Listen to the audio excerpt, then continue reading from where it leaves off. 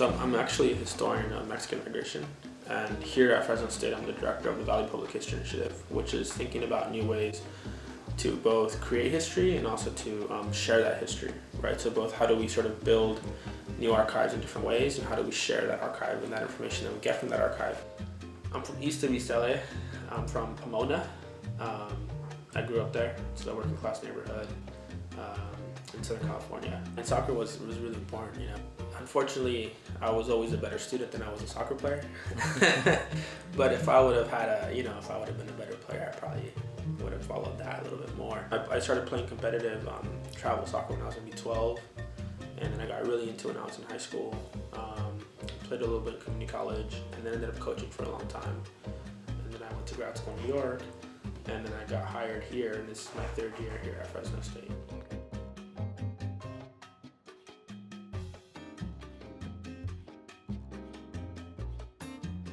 Now, the history of soccer for me is ultimately the history about immigration, right? And it's ultimately the history of the U.S. Right? These things are sort of tied together, so we can learn a lot about politics and community through soccer, and I teach about that a lot. But the moment sort of really came to us about what is our own role in this and how do we think about this ourselves when we were at one of the Fresno Foxes games, right? Central American refugees had started coming, and I asked some of my alumni, do we want to do something? We're going to go to the Fresno Fox game. Do we want to sort of make a banner? And some of them said yes, so we made this banner that said Refugee C, and then we hung it at the Fresno FC game. And then after that, we kept thinking about what to do. Like, how do we insert ourselves into this conversation around Central American refugees, particularly as children of migrants, particularly as folks that experience what it means to not be considered American, or to be viewed as criminal, or to be viewed as alien, right? So one of the things that happened is we were reading this book, a couple of the alumni and myself were reading this book about Socrates, the big-time Brazilian soccer player, right, who was very political, who marched against dictators. And one of the things that my student kept asking me was, what would Socrates do? What would Socrates do? And from those conversations with some of the alumni, but also some of our community of soccer players that aren't students but that are activists, we decided that we would host a futsal tournament to raise money for Central American refugees. We would invite professors to come talk to us about what's happening, but we would also invite activists who have been going down to Tijuana regularly to come share their experiences with us about what was taking place. We were really impressed and happy with the amount of support, and it was pretty outstanding in the sense that we asked people for things and they were very supportive. So for example, the shirt that I'm wearing now, right? Carlos Gutierrez, his father, made the shirts for us. Another professor, Joe Orbach, he paid for the material for the shirts themselves, right? Other novelists and fiction writers, poets, when they learned about the project, they started donating books, and then a lot of people donated their time. We had 2 refs who donated their time as refs. Melly at Melly Sports Futsal was very kind and let us use the facility. So in that sense, we had a lot of folks, but I think ultimately the way we can think about this is that we were able to get, a very short notice, we were able to get 6 teams that spanned from high school students all the way to folks that are 40, 50 years old, right?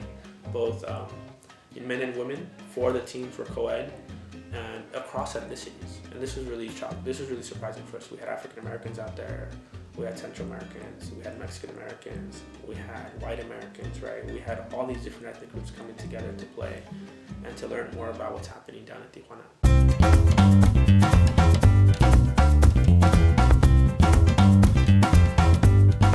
So these 2 things are kind of separate, right? The sort of the other football, tracing the game's roots and routes in the San Joaquin Valley, is a history project where we're trying to document the history of soccer in the valley. So we're interested in interviewing folks that played soccer. We're interested in taking photographs, scanning photographs, any other material objects we want to donate to the archive.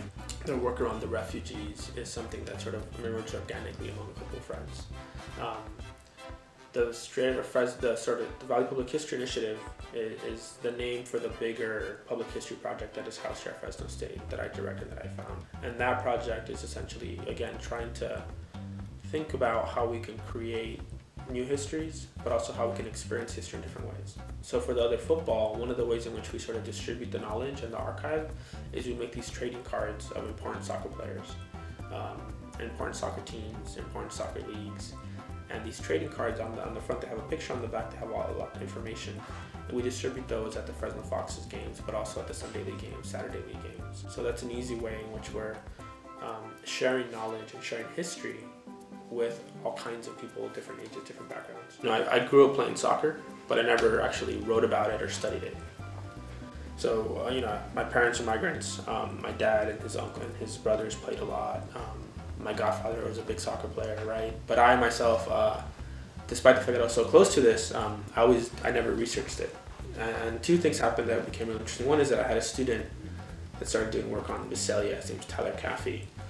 And at the same time that he was working on this, I got invited to give a talk in Greece at Olympiakos, the clubhouse there, on soccer and borders, based on a little essay I'd written in the past.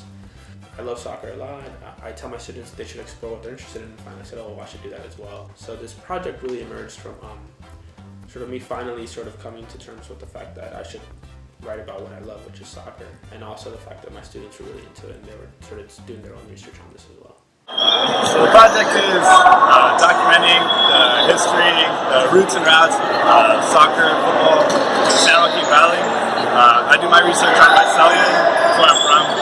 It's just trying to figure out the immigrant roots, like we could trace soccer in San Joaquin Valley to places around the world like Iraq, Turkey, Mexico. In the valley, soccer's growing, we have the Fresno State right now. It's a great way to look at the history.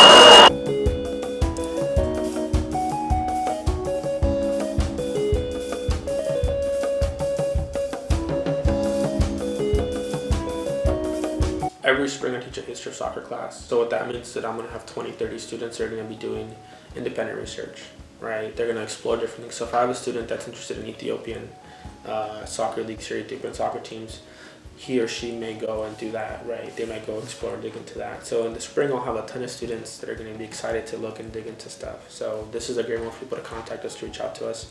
The big event that we're going to have in the spring, though, is we're going to bring Joshua and Adele out to Fresno. He's the co-author of a book called Futbolera, Women in Sport in Latin America. It's a brand new book about the history of women's soccer in Latin America that he co-wrote with Brenda Elsie. And he's going to come out, and we're going to have a big talk with him, and we'll probably do other events around that talk. It'll be April 26th. In Visalia, and much like everywhere else, no one's ever attempted to document the history. So I went into Visalia with nowhere telling me where to go. So I went to the public library, and they had yearbooks. So I looked through yearbooks. I had to look through old newspapers. I ended up connecting with people. I drove as far as Los Osos to interview a guy that played in 1969 in Visalia. I drove up a couple miles into Sequoia National Park to interview a guy that used to live in Visalia. Just these connections, and they're cool experiences that if I had never done the project, I would have never met these people and had these new connections that I have now. Soccer, as compared to other sports, there's not really documentation. Even in universities, community level, a lot of sports that have histories are written down. Baseball, football, soccer, just on the side.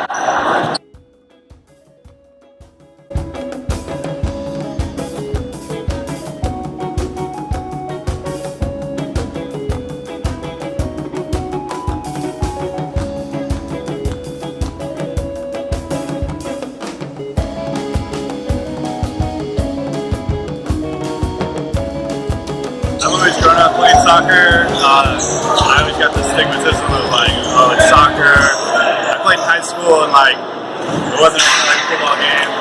There wasn't a huge crowd. We didn't have cheerleaders. Just a regular football game. It's packed.